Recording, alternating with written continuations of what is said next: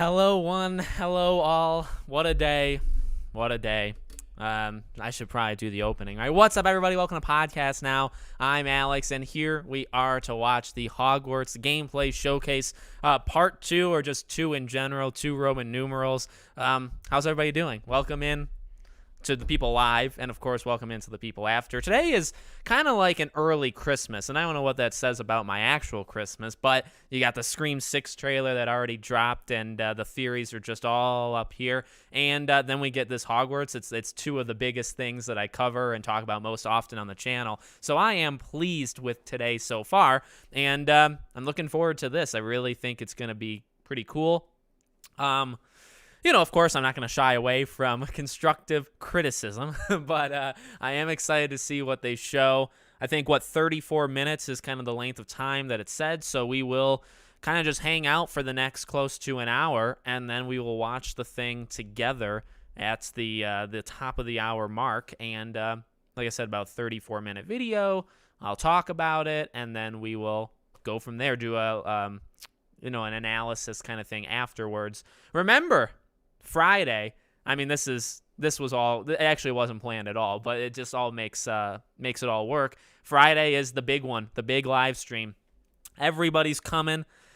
Some will be a little bit scattered in terms of the creators coming to the Friday live stream. I got a surprise or 2 in store as well, and I'm excited to get going for Friday. I think Friday's going to be a blast. Hopefully we can all not talk over each other. I talk probably more than anybody. But hello, Dylan. Thanks, buddy, as always. Let's go. I'm excited. And I didn't, I planned this Friday's live stream, and I was ready to. I didn't know if this week was going to be big or not from a lot of different things. And then, Friday's live stream for me was like the biggest thing I think I could do this week. And then you had this showcase announced, and then Spider-Man 2 potentially stuff, and again, Scream. I mean, they just freaking killed it, crushed it. Did such a good job. So I'm very pleased with today so far. And even the week, Crisis Core, High on Life. So swimming, I don't know. I really don't know. I'm not sure how to feel about swimming. Can't wait for Hogwarts. Agreed. Do we believe we will see swimming today? Oh, I don't think we're going to see it today. How are you going to manage that? Yes, no questions. Friday is going to be a lot, and I'll tell people, when we're live that day as well. Friday is going to be a lot of yes or no questions, and we'll go from there. There's not much more we can do. There will be there's the 10 of us on Friday, and at least one won't be there at the start, but he'll come after or come later. I'm going to wait till all 10 are together, though, for the surprise, at least one, that I have in store. So that should be fun. I think you guys will. The surprise is also for you, more than it probably is for me or for them. Ricky, what's up?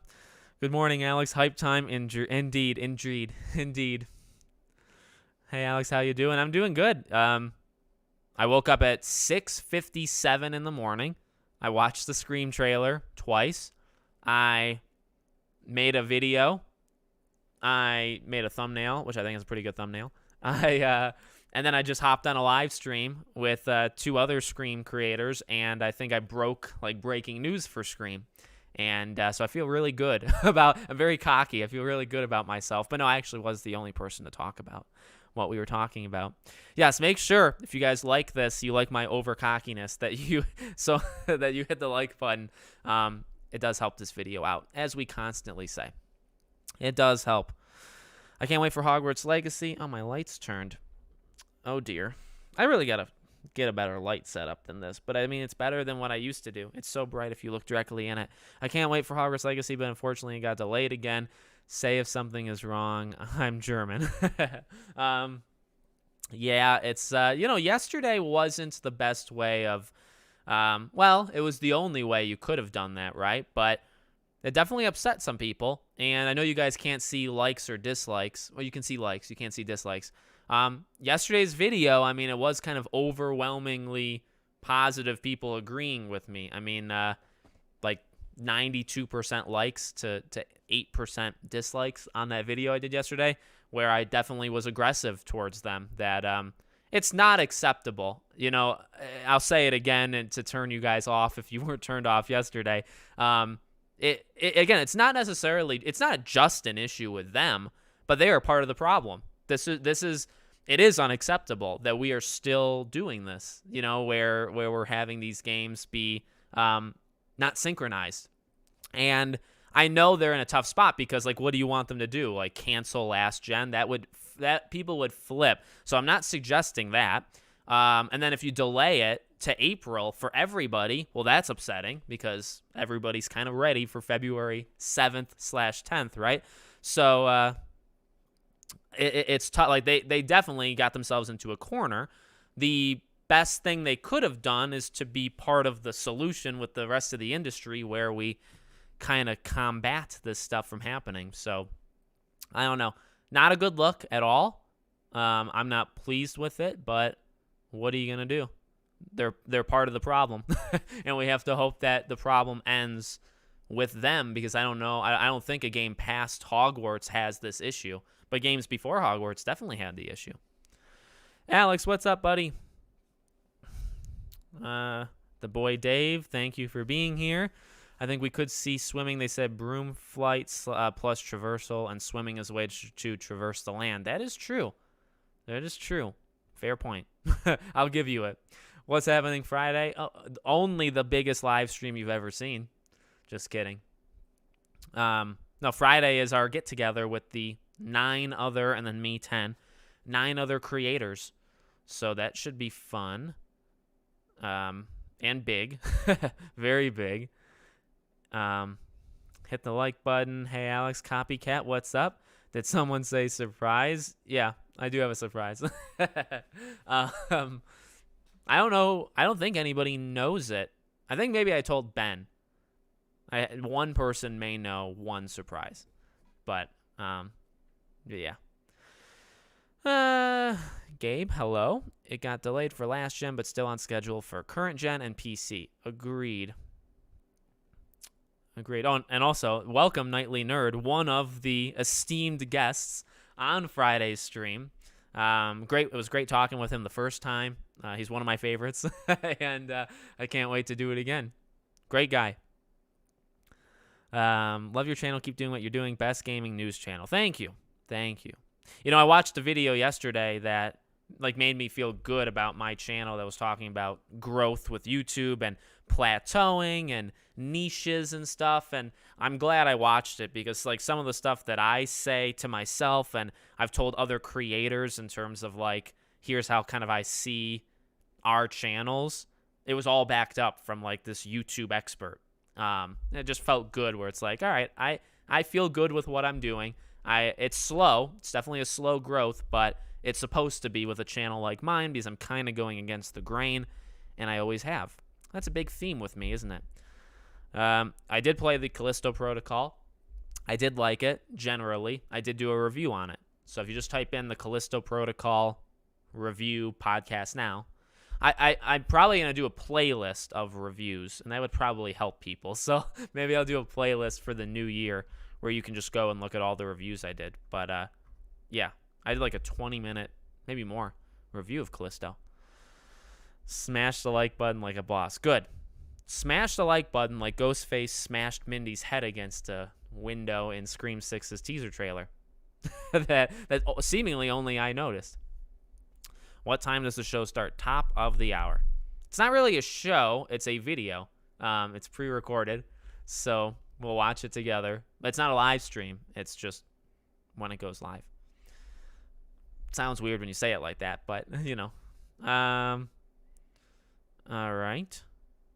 Thank you all for being here, by the way. As I always say, and I do mean this, there's a lot of other channels that do these things. So anytime you guys choose mine, I really do appreciate you guys being here. Set it for the Game Awards. I mean, these are honestly a blast to do. And I love talking to you guys. I try to read, every single comment, no matter how many people. So thank you for being here. It's going to be fun. And this is, again, kind of like a part 1 to a part 2 for Friday. Honestly, I don't want another Cyberpunk, so I'm fine with it. Well, I don't think it would be like a Cyberpunk. And yeah, I mean, like, and it's tough. It's a tough middle ground to stand on because it's like, I'm not saying don't delay it and release the PS4. Like, I'm not saying that. I'm not saying release the versions incomplete on February 10th. No, actually, please don't do that. It's, again, a problem. And I think some people maybe in the video yesterday maybe misunderstood that. It's like, no, I'm not saying to not delay it. I'm not saying to cancel them. There's nothing you can do. You have lost. You made a bad move, and any move you could have made, it would also be bad, right? Because if you release them incomplete or not ready, that's bad. If you cancel them, that's awful. If you delay everything, that's bad. You lost no matter what. But it's part of an industry trend that is not fabricated, it's not made up, that needs to stop, needs to end. And Hogwarts is the newest problem. But there's been other games that have had it too. So you can't win. I'm just pointing it out. You know what I mean? We need to move past last gen already. We do. Yeah, the last gen people that don't want to be spoiled, I don't know what's gonna happen. You can't go on YouTube because people will, like, I hide things I think pretty well, like titles and thumbnails.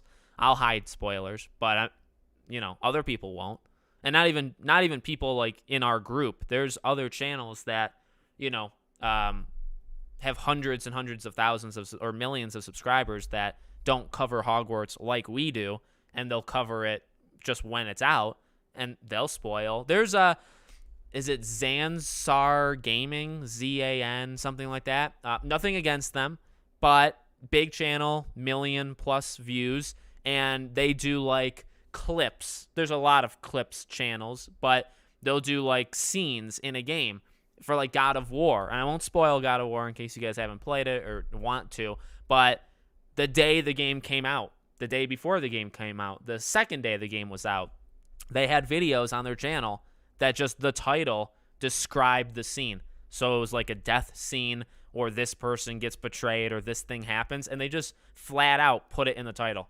And this is millions of subscribers. The video gets hundreds of thousands of views. People just do it. Whether it's right or wrong, I mean, I'm not a fan of it, but I mean, they're allowed to do it. But, that happens. So even if even if me and Retro and Expecto, like all these people don't do it, you could easily get spoiled from somewhere else. So you got to be careful. I have only one question. Is the Suicide Squad to kill the Justice League on last gen? No. It's only on current. Shout out. Hello, Holly. Is the showcase today? It is. Excited to see Ben get a spotlight. Indeed.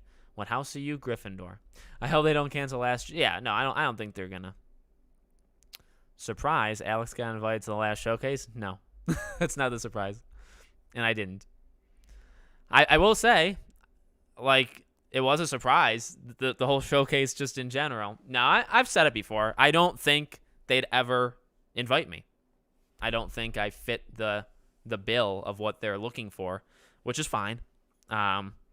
They've helped me in my channel, and I've helped them, quite a bit as well. But they don't owe me anything. I don't owe them anything either. So that's important to remember. Hi there. Hello, David. Thanks, Alex. No problem, buddy. Cute dog in the background. Yeah, that's Nana. And then I have Luna behind me, the Westie. I'm hoping to get my PS5 tomorrow. Nice. I can't see this being a good game on Switch. Yeah, me neither. Me neither. Any advice for someone thinking about creating content? Yes, I have plenty of advice.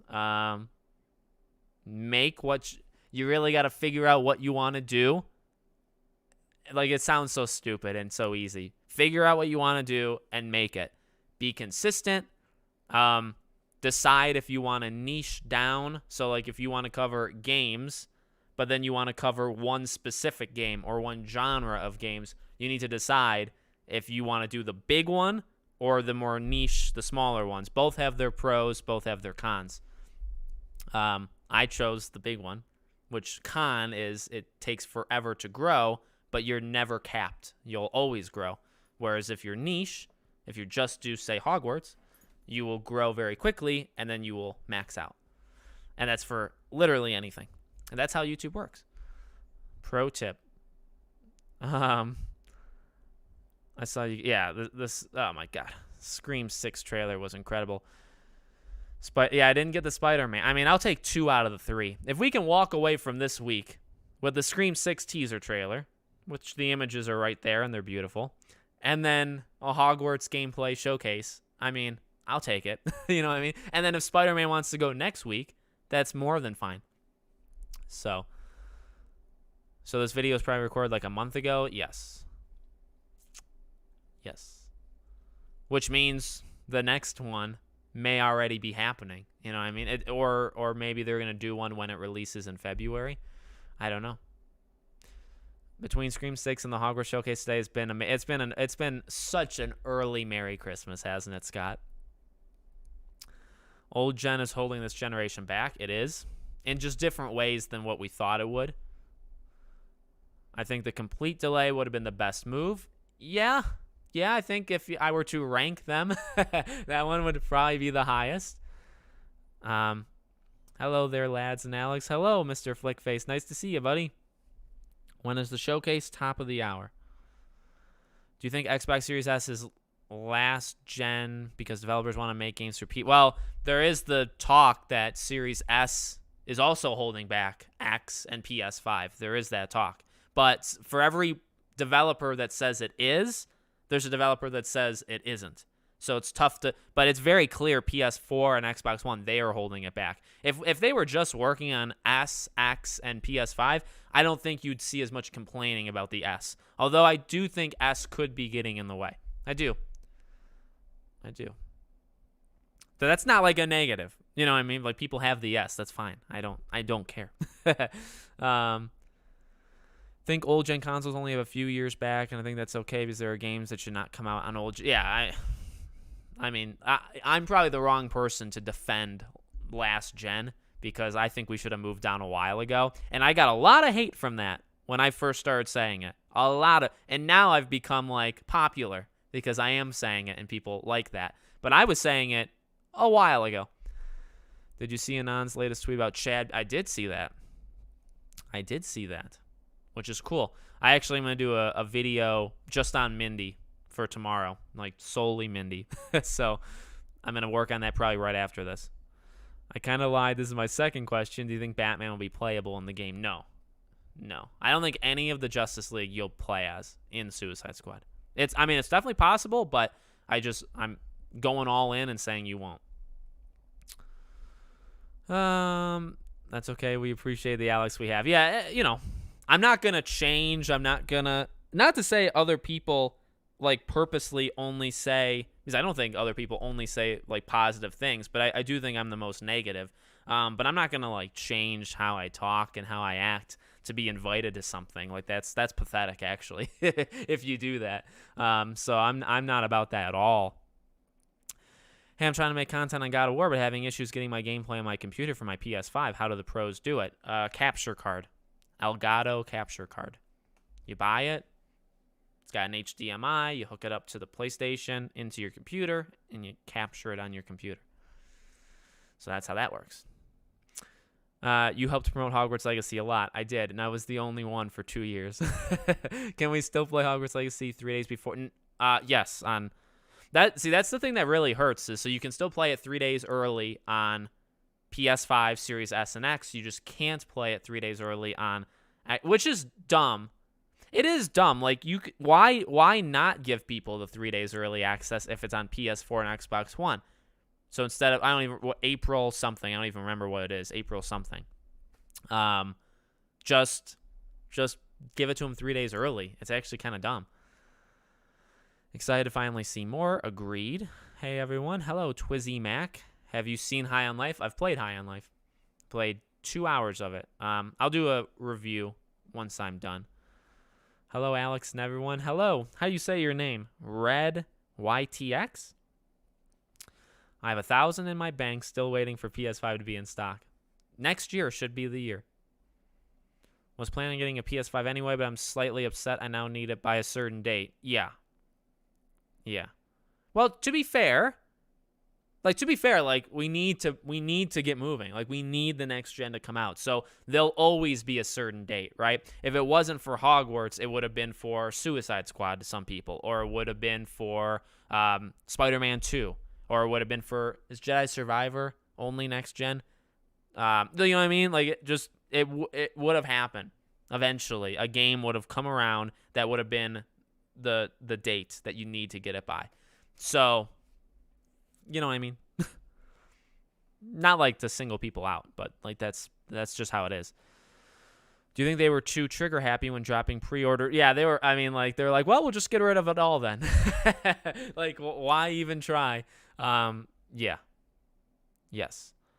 Or you have done one. No, I'm dead serious. I'm dead serious. Do you think they like, I appreciate people thinking they would invite me, or they should invite me. But like, no, I haven't been invited.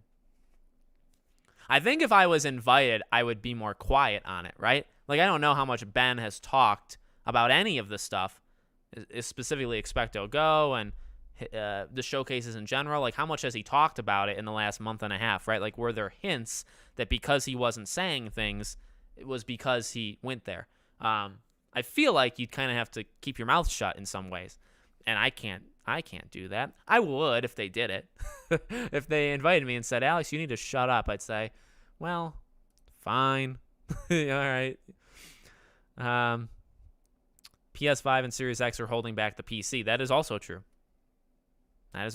Because you don't need the best of the PC. You can get it from a few years. Like, that is true as well. However, console gaming is gigantic, and many companies, many jobs, many things are based off of games being made for consoles. Also, consoles are way more accessible and easier than PC, considering if you want top-of-the-line PC, $3,000, $4,000, $5,000, top-of-the-line consoles, $500. And there's not too big, you know what I mean? So, you know, that's the thing. How in-depth do you hope today's showcase is? Same as last time, like questions, good questions, which there were last time. I'm not saying there weren't, just like, you know, deep kind of things. So I hope it's deep. I hope it's something for us, for the people that, these showcases I think are made for us, for people that have a lot of questions, people that want to get very nitty gritty with specific things that are on the screen and how mechanics work, right? Like, those are the things that I think people are looking for. What are you looking forward to doing most in Hogwarts? Good question. Probably battling, like a lot of battles, I think, would be, and going to classes. So, yeah. Is anyone else loving The Witcher 3? I haven't played the update yet. How long have you played it, Dan? With a Chad tweet, I think they'll finally fix the Dewey problem where he never mentioned his sister. We might see Chad. Yes, I've said the Liv thing. Chad should grieve for Liv. Luna Comics, hello. It's most critical, not negative. I know, I really have to correct myself. I'm so negative that I call myself negative. You're right. Critical is definitely the word, and I should probably use it more, because when I say negative, if you don't know me, then you think, oh, he's literally telling people that he's negative so he believes it. You're right. I'm critical. That's a good point. Thank you, EFA Spartan. Good man. I hope we can get a new Batman Arkham game in the future. I don't know, I don't think you could ever do more Arkham because of Kevin Conroy. I don't think it would make sense. You could do a prequel, but still. Maybe there's an obvious reason for it, but I can't seem to find it. Why cancel the early access for last gen? Yeah, no, there's no good answer. There's no good answer. It's the wrong choice. That's true. EFA Spartan, they're probably releasing it as soon as they think the game is going to be ready that day, not 3 days earlier, which is a lie. But and maybe it's not, I suppose. But here's the thing. It is a lie, because you could have delayed it a couple more days and then given early access for that day, right? If you believe, what date was it? Like the 13th or something? If you believe that was the first date you could play it, then push it 3 more days, and then maybe a weekend. So push it 5 or 6, right? Get it to a Tuesday or a Thursday, Friday, and then give the 3-day early access. That's it. It's not hard. It's not hard. They may have just thought it doesn't make sense to because people already have played it. So, like, we're giving early access to something that's accessible and available with the other consoles. But still, people that are getting it for PS4 and Xbox One that are waiting for that day, they haven't played it yet. So they would still value the 3-day early access. But, like, you still would.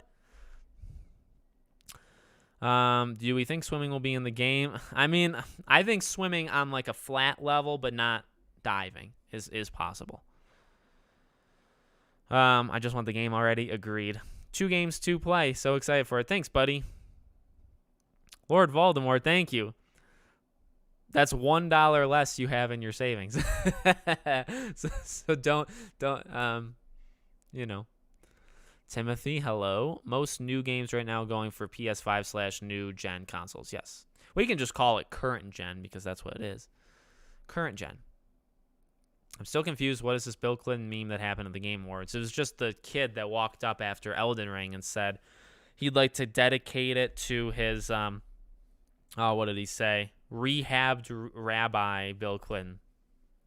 Just a stupid thing. Remember, people, pre-orders and collector's editions is Warner Bros. Fault, not the game studio. Avalanche. Yeah, I think the collector's edition was a decision made over their head. I don't know about, like, removing the 3-day early access kind of is weird, though. And I guess maybe that's not them, but it's hard when you don't know for sure, right? Because I would definitely like to know who to blame, specifically, if you want to give me names. You know what I mean? But I don't know. It's a tough middle ground because there's a thing nowadays where you're not really allowed to criticize, like, anything. And you're also not allowed to criticize the people working on games because whatever reason. And I think there are reasons to not criticize where, like, some decision-making may literally not have been theirs. So to take it out on a programmer that something is not right in the game, or even a writer that, like, the writing's bad, may not even be their fault. The issue is we don't know whose fault it is. None of these people speak up. They're all for, being equal and everybody has a voice, but they don't tell us who to blame because you can't criticize anything. So, and also some people are, like, higher positions that, are kind of untouchable. So you don't really know who you're supposed to go after, meaning, like, who are you supposed to let? Then there literally is also the thought process that you're not allowed to say anything. That, like, if you don't like it, it's not for you, or it can't possibly be bad. It can't possibly be a mistake. Like, it's a you problem. Like, you have that line of thinking too. And so, like, it just becomes a thing where you're not allowed to say anything's wrong. And I greatly resent that. I hate that so much. And I'm not going to do it. And I've never done it, I think you deserve to get invited to talk about the game and try it, but I think you won't because you're too honest about the game. You weigh pros and cons, and they don't want to hear cons yet. And, let me just throw it out there. If they told me to not, like, if they told me, Alex, we want to invite you, but, the critical stuff you talk about, you can't do that in the showcase. Like, that makes us look bad. So if you want to talk about it after, like, when you go home and you live stream, if that's when you want to talk about it, that's fine, but you can't say anything bad when you're there. I mean, I feel like I could do it. You know what I mean? Because it's not changing who I am. I'm not lying to people. You just don't, mess up their vibe, and then you can talk about it later. Like, I really don't understand why that's not an option. But nonetheless, regardless, NPCs need some improvement when in combat, but the rest seems fine. I just want to see a little bit more combat. We saw the combat in the first gameplay showcase, but most of the combat with other students, they paused it. See, like, a lot of it is paused. There's the dog.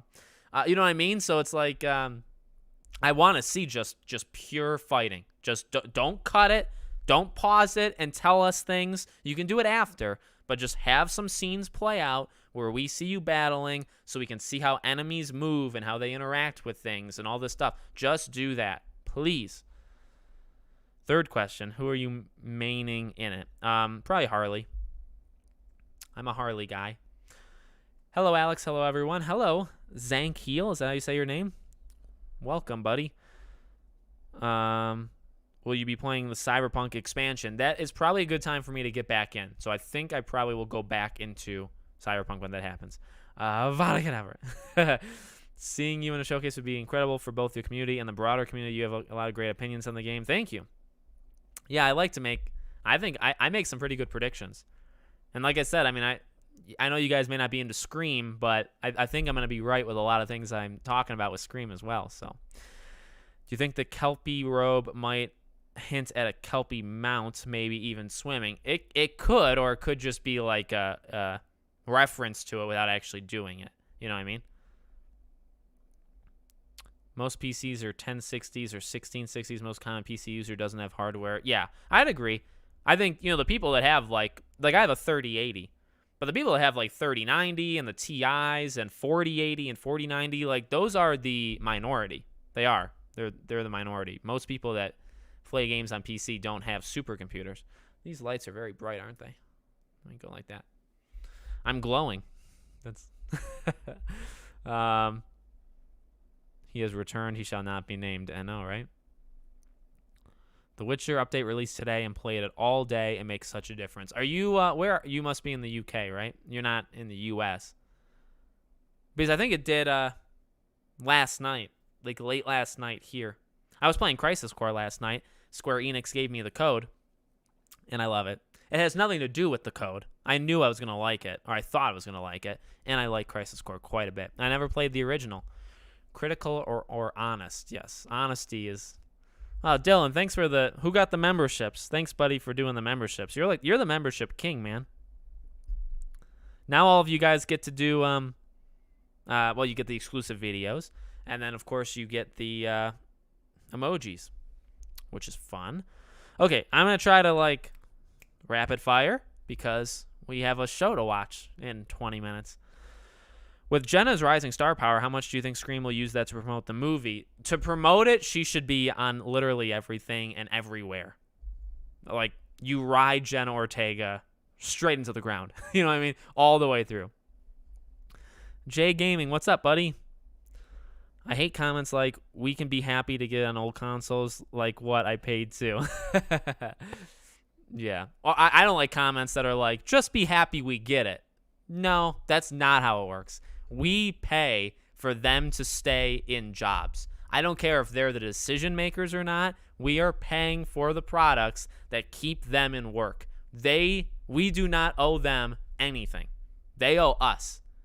And that sounds very cynical and very like we're the selfish ones. It's literally the business. Without the people who buy it, you can't make them. So you need... Now, that doesn't mean... like the fans are always right, or like you have like the game, you have to have like an army of fans like in a meeting every day to craft the game. It does not mean that. There is a blend of doing something that you're passionate about. It's the same thing for YouTube videos. I make YouTube videos for myself that I want to make, that I'm into, because otherwise I can't do it. But also, I'm a fool if I think that I'm gonna like make videos that nobody cares about, and I know that, and then I expect you all to watch it. That's stupid. I know that's not going to happen. So I never liked that line of thinking where it's like, well, just be happy we get it. Or just be happy Hogwarts Legacy exists. No, because why do you think it's like so many billions of dollars of revenue? It's because of the fans. Why are we thanking them? Like, yeah, they gave us the product. Like J.K. Rowling and all that stuff gave us it. There is some thanks. But then also we keep it alive. They create it, we purchase it. They could keep creating and we could not buy it and it would die. That's how it works. So I don't agree with that at all. Brocky, hello. And Brocky, didn't you were gifted a membership the first time. And then now you're gifted a membership again. Kirby was in the trailer next to Jenna Ortega. No. No. You're not serious, are you? Is that a joke? Is that to get me off track here? Well, it worked, because I'm going to watch the trailer real fast. Hold on, guys. This is more important. Next to Jenna. I know exact. There's nobody next to Jenna. What are you talking about? There's nobody next to her. You know? If you're going to lie to me on my own stream, get me on. Is that her hair? Oh, shoot. Are you right? Never mind. Oh, well, this is unexpected. Oh. Is that really her?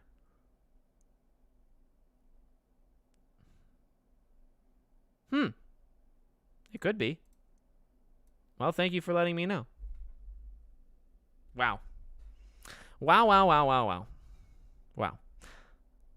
Kyle, you let me know why you think that's her. I mean, it's got the hair. 4th of April, 2023 is when Oh, 4th. Okay. Yes. Yeah, there you go. You guys get the memberships. I guess not even the Game Awards is immune to fun trolling. I like it. I like the trolling a little bit. I get how it ruins his day or ruins his event, but, you know. It's definitely a tough spot there in. Yes, agreed. I'll play Hogwarts Legacy regardless, but I enjoy how you cover games and give your honest opinion on games and news, whether you like it or not. Thank you. Hello for Puerto Rico. Hello, buddy. Yes, there's all the... Yeah, that ghost face emoji is looking real good right about now. So is the Elder Wand. I mean, those two are very timely, you know? Do you have any word on performance, and do you think you'll be getting a review key? Do I have any word on performance?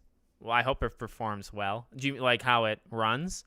Other than like what would be on Steam, I don't know, like the settings or ray tracing, stuff like that. And do I think I'll be getting a review code? I don't know. I mean, is it wrong for me to say, like, you know, whenever any YouTuber or Twitter person says it, it always does sound cringe. Am I allowed to say, like, I hope I get a review code? I hope I get one. Will I?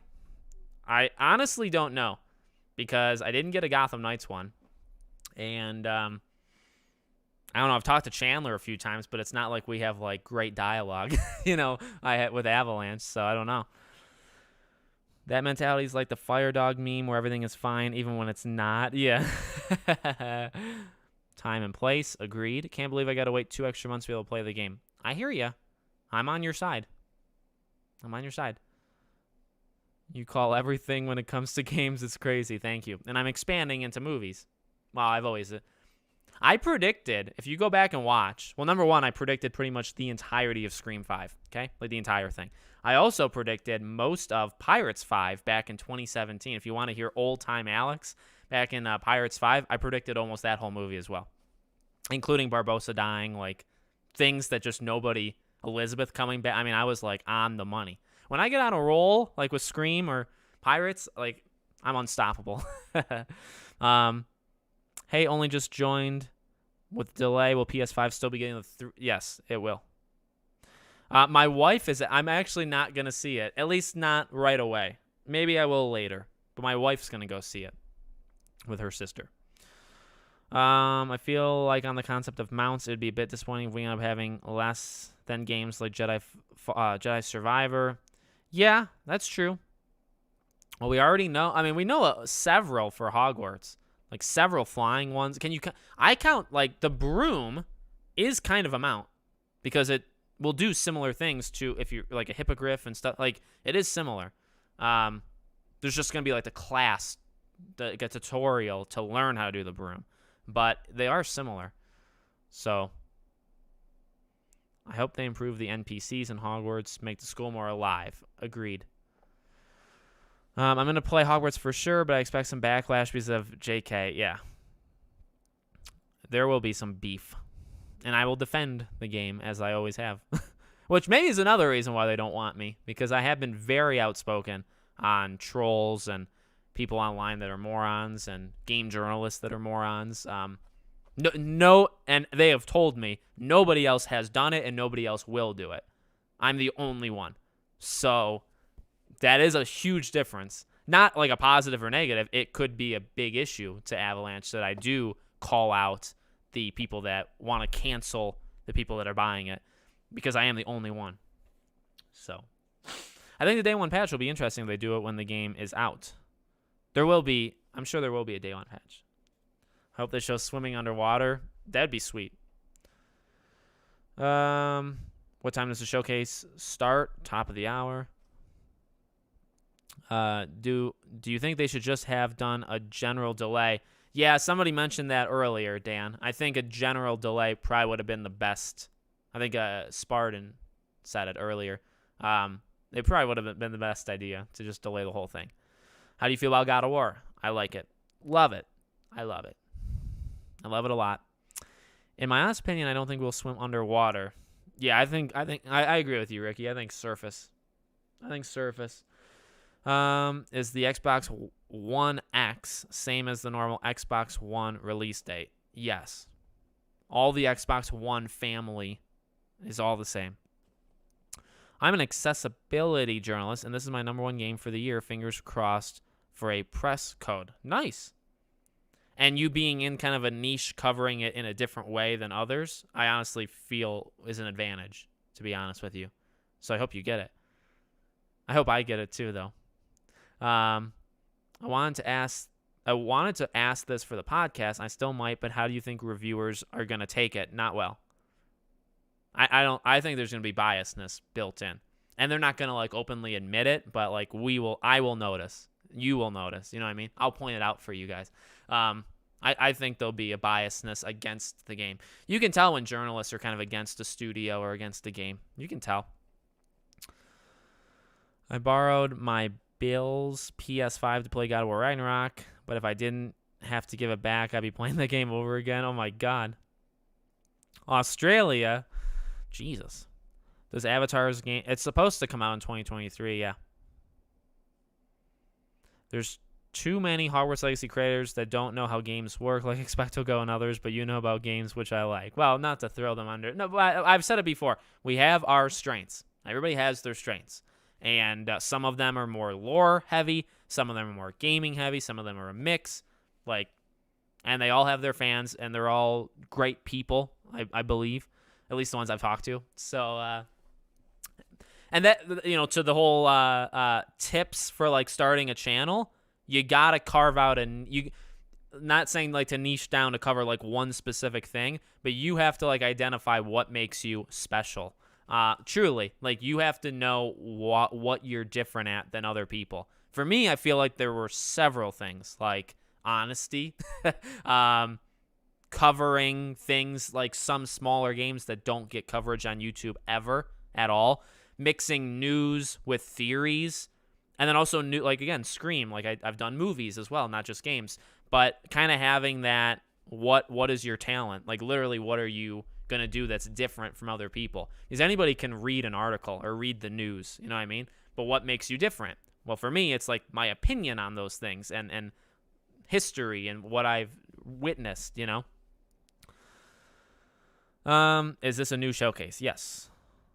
I remember YouTube threw one of us Game of Thrones oh yeah, yeah. My wife, Christy, and I did a Game of Thrones video earlier, and earlier in our lives, and that was a huge video for us. She has the same jacket she was wearing in the leaked picture. Oh, are you serious, Clark? Are you serious? God damn it. I have all the pictures. Let me look. Sorry, guys. I got to do what I got to do. You know what I mean? Sometimes you got to take a break. I'm not going to, close the stream. Where's the picture? Oh, shoot. You're right. Jesus Christ. Wow. Good catch. Good catch, Kyle. I'll make a video on that. Thanks, buddy. Where? Oh, my God. Okay. Hey, Alex, do you know what time early access starts? I assume midnight at the region you are, but they haven't said yet, so it could change. Hey, Alex, how's it going, man? I'm doing good. How about you, Max? I got a Gotham Knights code. Not a bad game story-wise. Gotcha. Nice. Good for you getting a Gotham Knights. I didn't get a Gotham Knights code. I cover that game. I'm not going to get into it. Just kidding. What do you predict in Pirate 6 if Depp does come back? A proper ending to his story. Probably not the Davy Jones thing, although I'd like it, but like an actual ending. Hello, anyone know if Ben said when the showcase was recorded? We don't know, but we assume it's a month ago, because that's what Expecto Goes was. I don't think I will want to watch the showcase. I will go into it blind. That's totally respectable. I really want the smoke flying spell. Oh, that'd be so cool. That'd be so cool. Maybe a sequel. I'm still salty that Hogwarts Legacy didn't win most anticipated. It never stood a chance. Honestly, like I said, I don't like to be right, but no, I mean, it was not going to win. It just wasn't.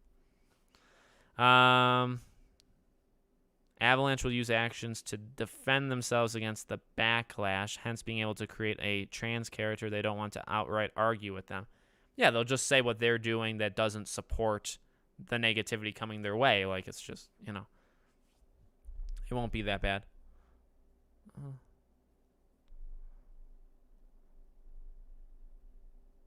Let me text my wife real fast.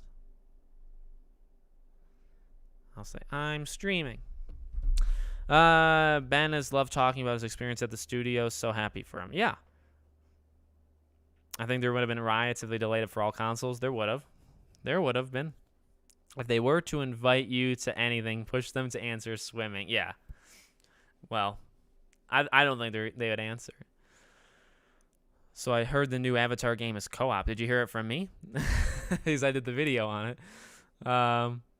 You are always relying to your followers on Twitter, which is really nice. Yeah, no, I try to I don't do a good enough job either. Like, I don't always show the person's account and stuff, but I always try to shout out people. I try to get people's opinions on things. Like for Scream, this morning I posted on Twitter and I was like, what do you think about a certain thing? Like, I want it. It goes back to what I was just saying. Like, I make videos and I make content for myself. Like, I have to think it's good or I have to think it's something that I'm passionate about. But if I'm not making it for people, I'm an idiot. Like, you have to make it for people. And because I cover so many different things, it's important to get people's feedback. And maybe I miss something that other people see, which happens quite often. And I never thought I would get to that point, right? Not that I'm huge, but like where people would message me or send me things on Twitter where it's like, hey, Alex, like, look, like I found something. And then like I make a video and it's a very successful video or something because that person sent it. Like, like they're not doing the work for me. They did the first part of finding it and then I did the rest. But like it's a nice collaboration with everybody. I just got my PS5 just a week ago, an early birthday present. Nice. I seen Nightly Nerds say they should have delayed all consoles for... Yes. Well, why would... Yeah. I mean, like, again, there is no winning. Like, nothing they could have done would have been good. It's all bad. It's just the way it is. So, what time is the showcase? Top of the hour. Well, I don't want to talk about Elden Ring versus God of War. I remember when they delayed... wait, gasp, I just realized both Ben and James are Hufflepuffs. So, yeah, they are being housist, aren't they? I remember when they delayed the game, and now we can finally experience. Yeah. The woke extremists will never succeed in canceling it. No, they'll just make it bigger. Do dogs love sitting on bed? Yeah, right? Well, like I said, that's the one, and then another one's behind me. She's behind me. I have a bad PC, so I hope Hogwarts comes on GeForce Now. I think it will, right? Oh, no, Kyle, why'd you retract your message? I can't believe... If that really is Kirby, that's freaking nuts. Good catch, though, Kyle. Good catch. Okay, I'm going to pull it up on the other screen. And has anybody else spotted that, Kyle? Don't tell anybody else. Let's make it our little secret. All right, I'm going to pull it up, and we will watch. Remember, it starts in 5-6 minutes, and it's, I believe, 34 minutes long. So that should be fun. And then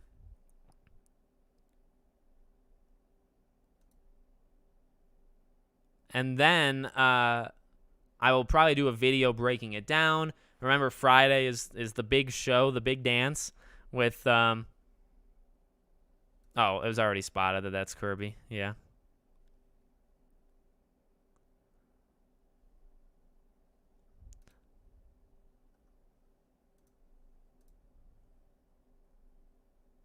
Yeah. Okay. Let's pull it up. I'm sorry. I mean, like I said, today it's a weird day. Like, I know you're here for Hogwarts, so this is probably bad for me to like stop talking every now and then or talk about Scream, but this is like, it's a really cool day for me.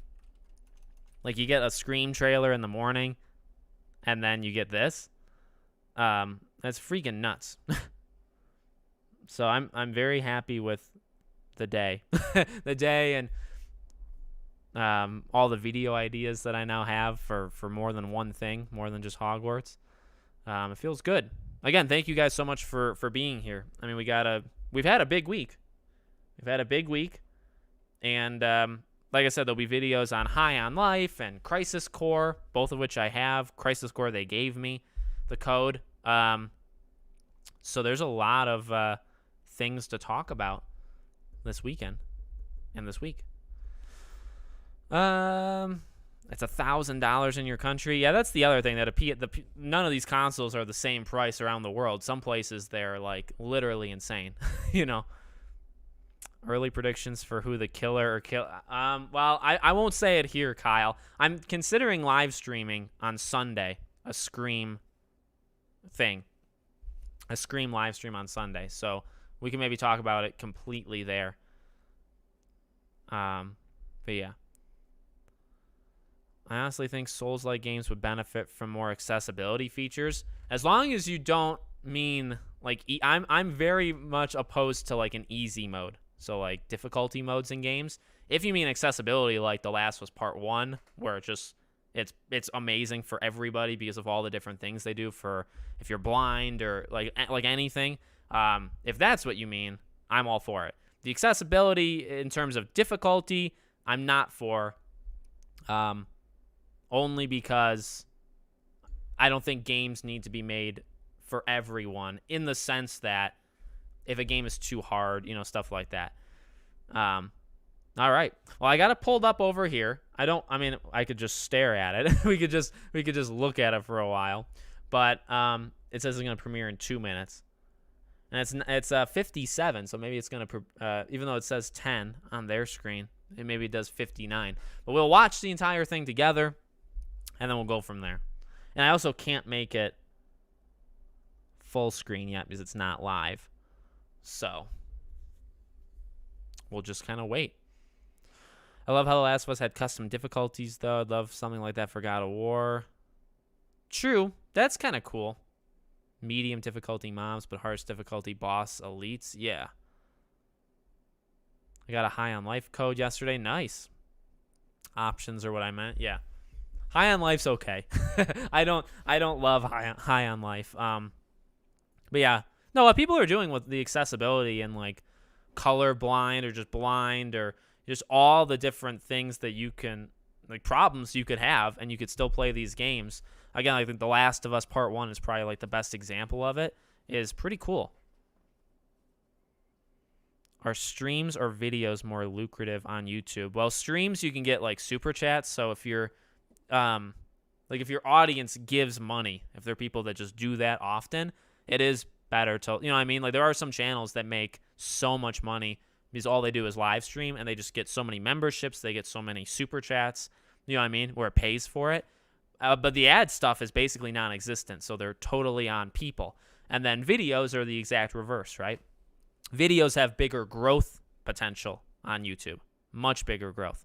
But you don't get super chats and memberships and stuff like that. How am I doing? I'm doing good, Demonic Boss. Terrifying name. All right. I mean, I'm waiting. I mean, we can. Let's see. Let's see. There it is. I think you guys should be able to hear it when it goes live. You can't hear anything now. I'll talk less or put my thing down.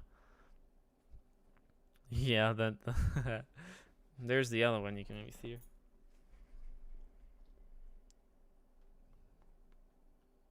Well, it's 10 o'clock. It's 10 o'clock. Any second now. Any second now. Nope. Oh, Jesus Christ.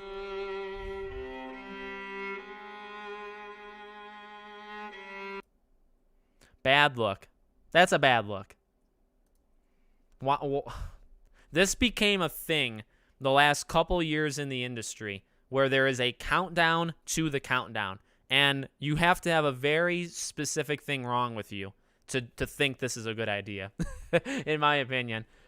If you say the show starts at 10, start the show at 10, or have a countdown of 5 minutes from 9:55 until 10. Don't start the show at 10 to have it be 5 minutes. And you know what the worst part is? This is the video.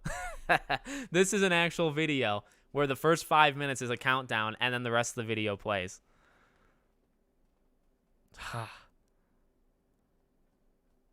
There any older titles you wish to see remade? Sly, Resistance, Dragon Age. So things like that. They sure love delaying stuff. Ugh. They do. They do. Got all your Christmas shopping? Oh, yeah. We did Christmas shopping in September. Like, we're all done. It's 4 a.m. where I am. Jesus. Well, thanks for being up in the morning with me, buddy.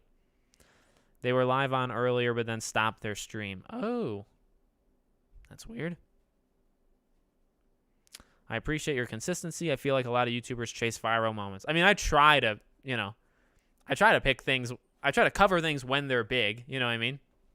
I try to pick things when they're big and ride the waves.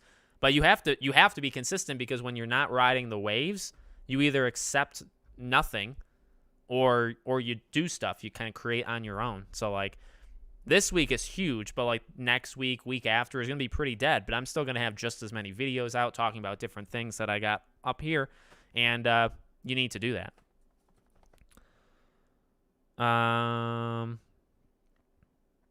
Gabriella Sunrise, thank you. Will you be the next to host a Hogwarts Legacy event? No. Gun deserves a remake. Oh, I've never heard of Gun, so that would be very good for me. 5 a.m. in Australia. Oh my God. I agree with your vid that they need to drop last gen. Thank you. I appreciate it. The Callisto Protocol is actually a pretty good game. I said it was pretty okay. I mean, I liked it more than I didn't like it. I said that in my review. Def Jam and NFL Blitz. NFL Blitz would be fun. Your point of view is very appreciated. Thank you. I mean, you guys are great. You guys are great people. I appreciate the ego boosting that you do for me. And, but no, you know how I feel. You guys rock, and I'm not going to change who I am. I'm up to criticism. Like, if I say something wrong or I do something wrong, like, but I'm not going to change my general personality. I'm always going to be like this, and I think people like it, and more people that come. Bully's a good one. My upload daily streak, 4 years, 3 years, something like that. I will look up Gun. Oh, Gun. It wasn't Red Dead Revolver. I just remembered that name. Yeah, I like the Spider-Verse trailer. Yes, I do have interest. So, what's up, buddy? Zelda. I will cover it. Nintendo games, man, are so odd to cover. Firstly, Nintendo is very evil when it comes to YouTubers, like very bad. So I kind of just don't mess with it. But also, Nintendo videos kind of need to, like, you need to almost make a Nintendo channel if you want Nintendo things to go well. Because, like, if I do Nintendo stuff, it's just not going to do well. But I will cover Tears of the Kingdom, whichever one it is. I don't think they've said it yet. Tears or Tears. I think it's Tears of the Kingdom. You definitely help keep my expectations realistic. Well, get ready. Chandler just posted on Twitter. Oh, dear. Did he say he was sorry for the countdown to a countdown? I don't know why the screen is darker. I don't know. I don't know why. All right, here we go.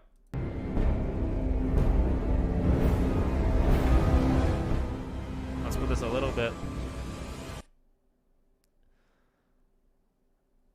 We'll have to fix the volume here.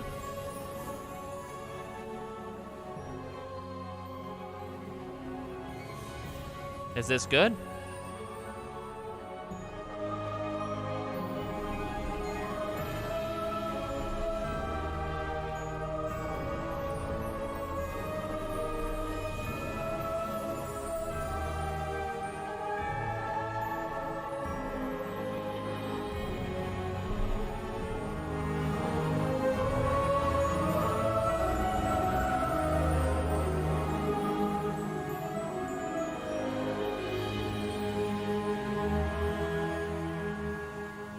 It's exciting to see it again. Hey everybody, welcome to the Hogwarts Legacy Gameplay Showcase. I'm Chandler Wood, Community Manager here at Avalanche Software, and I'm honored to introduce you to our panel today.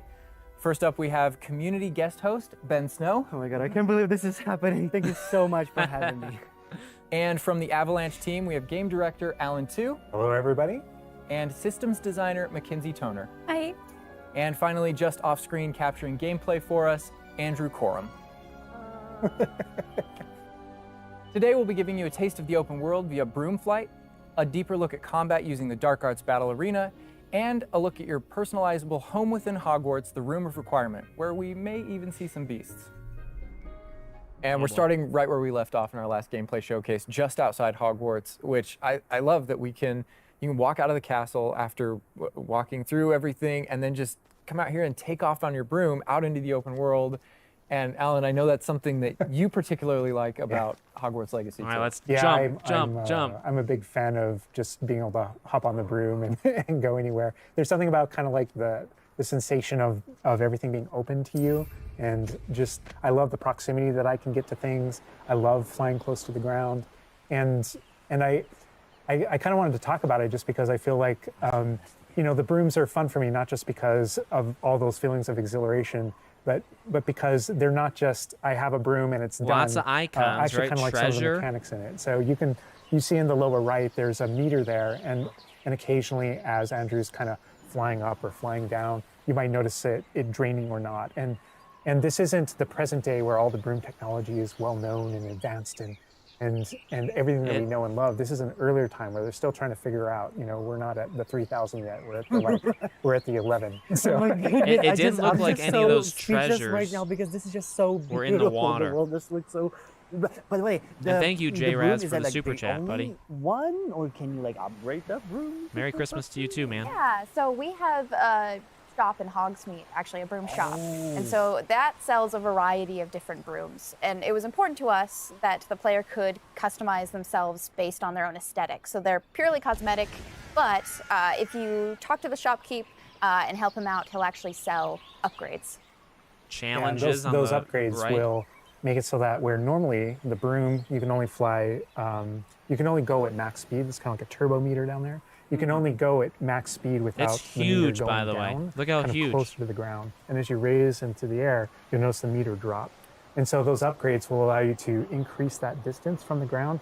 And the broom owner at the sporting goods store in Hogsmeade is trying to perfect the broom and get better at it and know it better. And you can participate that and get better and better brooms through that. And I love that mechanic encourages you to actually explore the world and kind of stay close to the ground. It's not just a travel mechanic, point A to point B. You're not just flying high over everything, although it is beautiful, something I really love doing, but as well, there's lots to I don't think you're gonna explore swim. on the ground. I don't It's like think you're kinda gonna keeping swim. you down at the ground And level. to me, it feels like it's got this kind of surfing vibe over the. Oh my god, like I'm just like, I want to snatch the controller from Andrew right now because I want to go to the mountaintop, I'm going to the forest and to that hamlet, or I don't know if that's how it's called. I think that's what it is. No, it's awesome. We're actually gonna land here, and I feel like that you call it a hamlet is just perfect, just because that's what we refer to it as.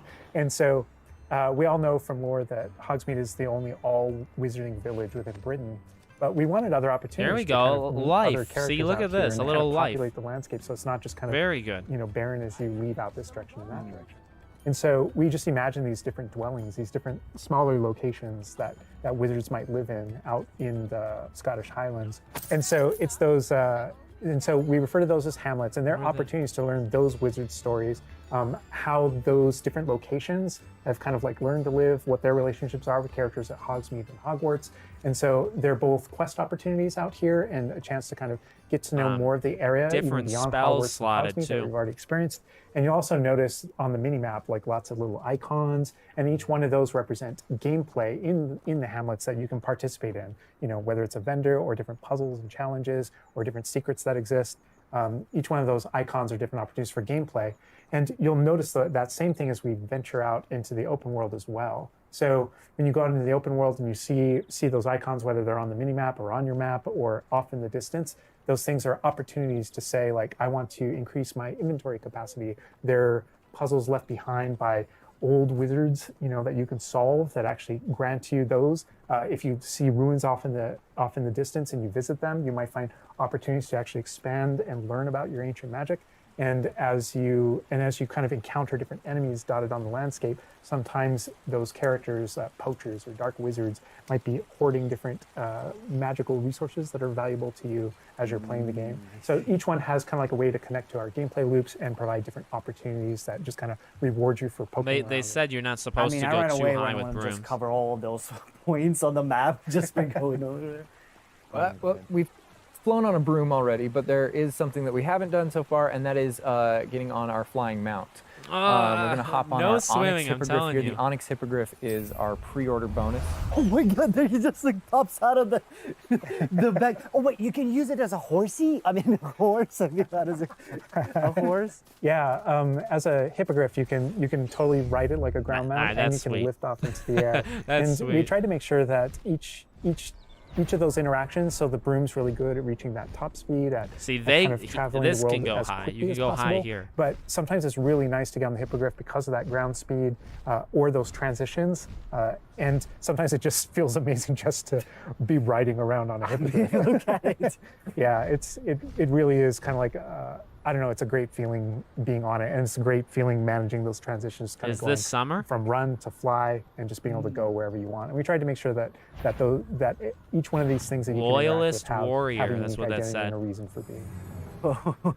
And oh my god, like I see like different like areas, like a swampy area. By the way, can you go to like entire map anywhere you go? Or there are regions that are like locked from you? Yeah, or, as soon as there's kind of a moment where the world kind of opens up to you outside of Hogwarts as a student, and right from that moment, early on in the game, you can go wherever Ben's you got want. good And so questions. You might find more difficult challenges in different areas, and you'll see different spots as Andrew's moving around, like you mentioned the swamp.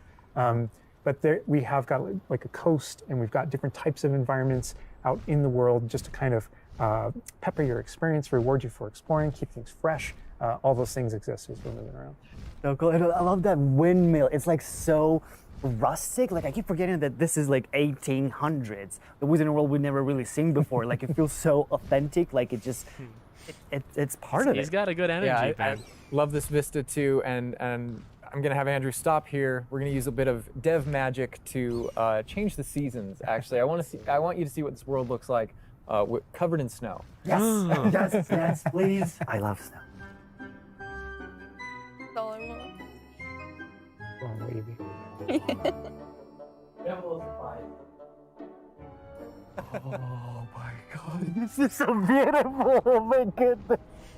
This is so pretty. Okay, it looks so realistic. Oh my god, it changes the landscape like completely. Oh my god. Does it have like actual like gameplay impact? Like impact on the I gameplay? doubt it. Or does it like it's just the weather of Scotland?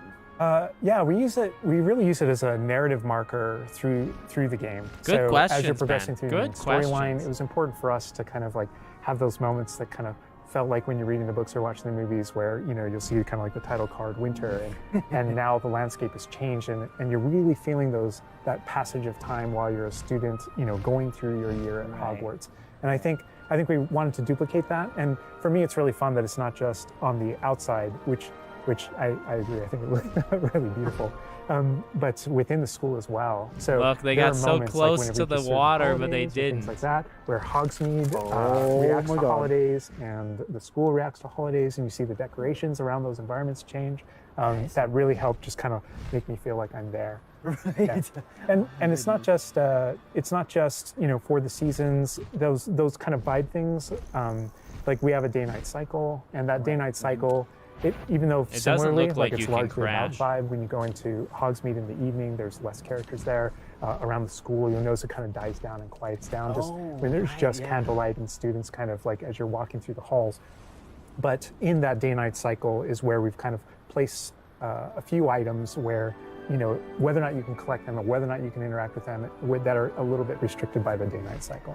I like that. And I love like that. Andrew's flying up here, really high up on the hippogriff, and we're just looking at this view of Hogwarts in the distance. It's just absolutely beautiful. It's part of what I love most about flying around in this game, whether it's on a hippogriff or True, or they on the could broom. take off the No, crashing. I mean, you that's talk true. about going anywhere and things that you can see in the distance, and that's one of my. I still can't get over, like, no matter, I played this so much, but I still can't get over the fact that I can see Hogwarts out there, and there's just something beautiful about knowing that all of the things inside of it, the classrooms, the students, the professors, all the places I can go, I can just fly my hippogriff, land in the courtyard, enter the front doors, and just walk, you know, to the library, to class, or to greenhouse, or to my common room. That it's all contiguous and just kind of like one space is still exciting to me after all this I mean, time. I'm speechless right now. It's just absolutely beautiful. It's just, oh my God. As much as we want to spend a lot more time out here just flying around, experiencing the world, I think this is a great opportunity to switch over to combat. And last time we gave you kind of an intro to combat. This time we're going to really go a lot more of a deep PS5. dive on using the Dark Arts Battle Arena, which is part of our deluxe edition. All right, Andrew's got us in the Forbidden Forest, which is where the Dark Arts Battle Arena is. Which is part of the Deluxe and Digital Deluxe Edition. I love the way that the Dark Arts Battle Arena is actually part of the world. It's integrated into the world, so your experience is more immersive than just choosing an option from the main menu of the game or something like that. Reason to go to the Forbidden Forest. Exactly. There are many reasons to go to the Forbidden Forest, but he's also wearing the Dark Arts cosmetic set, and here he's pulling out the Thestral, which is part of that Dark Arts pack from the Deluxe and Digital Deluxe Edition. So we're going full Dark Arts here. That's good. That's what I like doing. But I like this this battle arena. It is a great place to show off really combat in a big way because it unlocks some I think the dive interesting bomb is kind abilities of what for they were you and trying to do allows when you they to- went down. to, when really they play pulled around up. with combat in a deep way. And is this like the only arena like this in the game? yeah, where you can, I like, did see practice the- and Yeah, do- so Looked like in a the, quest in the giver base on the game, we dock. have 2 combat arenas normally, and so everyone has access to those. And each of the combat arenas are an opportunity to kind of just go through a difficult combat challenge, fight through multiple waves, in order to earn a different cosmetic for your character and add that to your collection. In the case of that's no different than the Dark Arts Battle Arena. That's also true, the combat arena. With But, Unforgivable. One of the things that we're excited about in the Dark Arts Battle Arena that people can do is you come in preloaded with different abilities. So the Unforgivable curses are something that everyone's going to have access to through the base game and going to be able to earn, and they can make choices in order to look at the add that to spells. the repertoire, and they can also commit to that down. And with okay, certain there's a talents and things box like of that. what they'll look when like. you play the Dark Arts Combat Arena, you actually have access to all those things as kind of like a way to test them all. And so it's a chance to kind of like tour and play with the Dark Arts and decide whether or not that is a path that you kind of want to go down. But yeah, everyone has the same ability to explore the Dark Arts. This is just kind of like a way of previewing. And again, a great place for us to show off combat in general. So I think we're gonna jump in here. Andrew's gonna start battling, and we can start talking about everything you're seeing on the screen. All right. Oh, he did Holy some of the cadavers Jesus. right away. Oh my God. We're starting off strong. Oh my God. Starting off strong. Was that Kujio? Oh my God. That's so cool. Yeah, so that you'll notice right away, like when we used Avada Kedavra, that guy's health bar went from instant to 0, and we really are trying to honor the way Avada Kedavra works in the game, even in some pretty extreme situations. You'll notice that like the meter takes up a lot longer to Yeah, a little kind of cooldown. build up as a way to kind of deal with its extreme power, just so that it's still fun to use. And then there's some ways that we'll probably talk about to adjust that. But I don't know. I don't know if there are things on the screen that you just have questions about. Well, like I see like little blue things popping from Yeah. the enemies. Also, before like that sign. Well, it's like, so in the community we call it the ancient magic sign. I don't know if that's how it's called. Yeah. In the game. So the community is astute. So on the development side and in player facing in the game, we reference that as your ancient magic. Kill. community. So it is ancient magic. That is, yeah. So as your abilities in the game keep growing and you become exposed to some of I the like secrets it a about lot. your own kind of history I like it and a your lot. your own abilities. You start I'm trying to like unlocking new take it all in. powers. There's So a one of those lot powers going you'll on. see the R1 button appearing throughout the game. That's an ancient magic throw, we call it, that allows you to kind of like draw an object to you and fling it at an enemy. Okay. But whenever you see the R1 or the L1 plus R1 appear over somebody's head, that's an ability to cast a very devastating and powerful ancient magic spell to do a ton of damage against the character. I see. And the way that manifests itself depends on the There's type your of enemy block. that you're fighting. And you'll see a wide variety of enemies in here that are pressuring the player in different ways. You'll notice there's abilities that kind of bubble up under the player as he's fighting that force him to move. And there's different ways that we want the player to kind I of move love around on the the battlefield. sound. And that's actually a good link to the ancient magic meter in general. And the reason why I say that is because as you're doing different things in combat, you're protegoing and you're doing different abilities and you can kind of spec into it with your talents. There are different ways to get that meter to build faster and faster. But one of the most effective base ways to build up that meter fast, that way you can launch these devastating attacks whenever you want to, is to actually perform combos. So you see that combo appearing, and it's almost like your Yeah, emotions this are building showcase up, and then is so basically much that better. builds It's up not enough that even. you can attack someone. But as the combo meter builds up, at some point you strike someone, and a piece of their magic kind of falls out of them. You'll see these blue orbs in the game world, and there's something that only you can see in the narrative, in the world. And it's another reason to move around on the battlefield. If you can go up and collect those things and suck them in, they give big jumps to that ancient magic meter as we're playing. We're talking a lot about spells and magic here, but I think there's another huge component of combat, and that is the tools that you can bring to combat as well to kind of change the way you play. And I think Mackenzie knows a lot about Oh what's my going on with the God. plants and potions. And so the tools are really interesting because they're basically like a prior investment. So you can bring the potions and the plants that you grow in the room of requirement to combat I'm to gonna turn essentially off the kind of numbers. help you defeat enemies a lot quicker and more efficiently. So some of the tools that you'll see here are like the rock skin potion. So that is something that basically covers your skin in this like rocky material that reduces the incoming damage that we you're go. receiving. So against big enemies, hard-hitting enemies like trolls, that's super helpful. Oh my god, he's just destroying. The troll just collapsed from one of the kidnappers. Obviously, we have the Wiggenweld potion as well, which increases your health. And then we have the focus potion. So when Alan talks about having to balance Avada Kedavra with a long cooldown, because obviously it's an instant kill, one thing that you could do is brew a focus potion, and that will increase how quickly your love cooldowns regain. We'll have Right. to pause it on that screen There's because so much there was like just the potion screen. versatility, like in what the character is doing to the troll right now. Like he's just bouncing around the arena. He's like not, and the troll makes him move around too. Looks like. And I love that our plants are violent.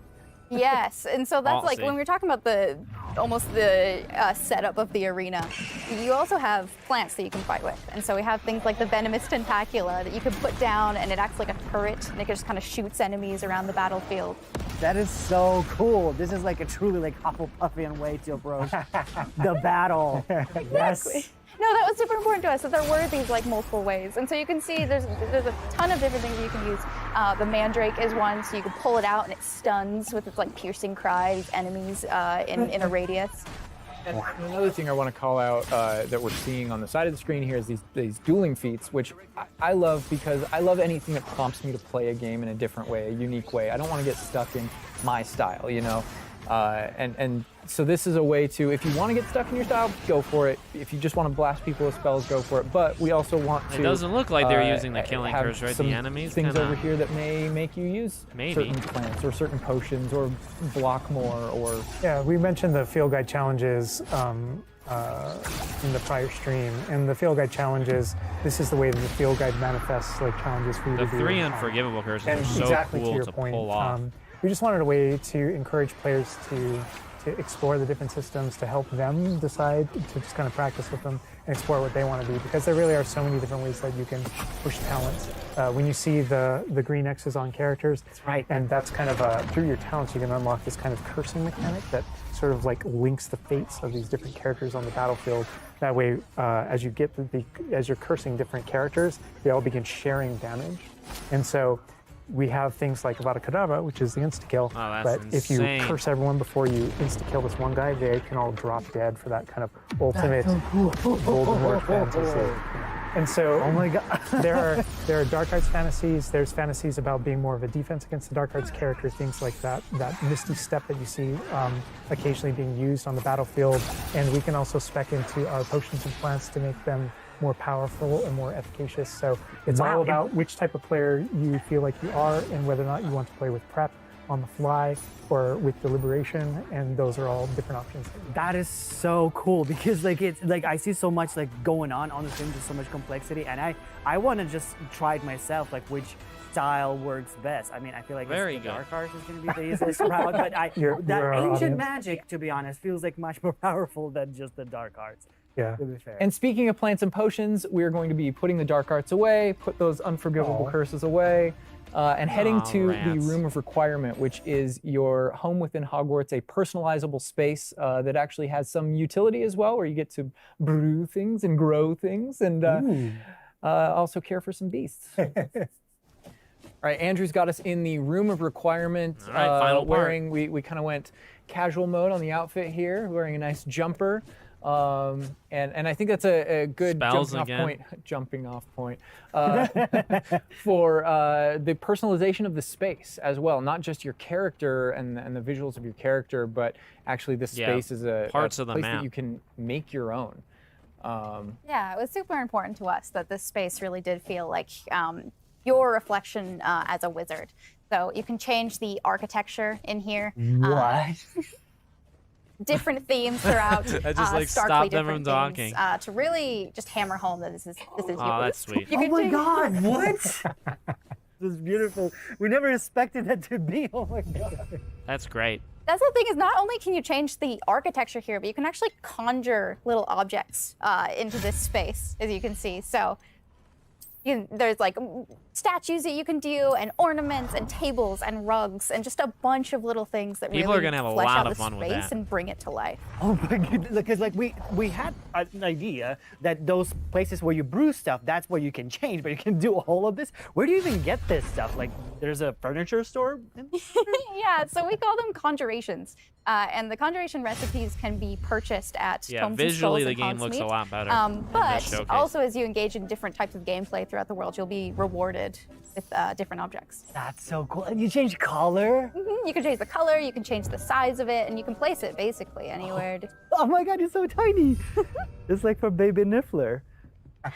And I love how the system too is designed. It's not mechanical; it's immersive, and so you get the magical effect of conjuring it in, and you're actually doing this in the world as your character, but the way you've blended I love like, it. that I- gameplay they're doing with great. the immersive design of personalizing Oh the my space. god, like, and I love the animation, how it like appears, you know, like it's not just like there, it's like it almost like it apparates. It is really quite beautiful, and that was the thing, is we wanted that to look really nice, because the magic in the wizarding world is everywhere. It's physical, it's kinetic, and it's whimsical. We really wanted to nail that whimsy in this space.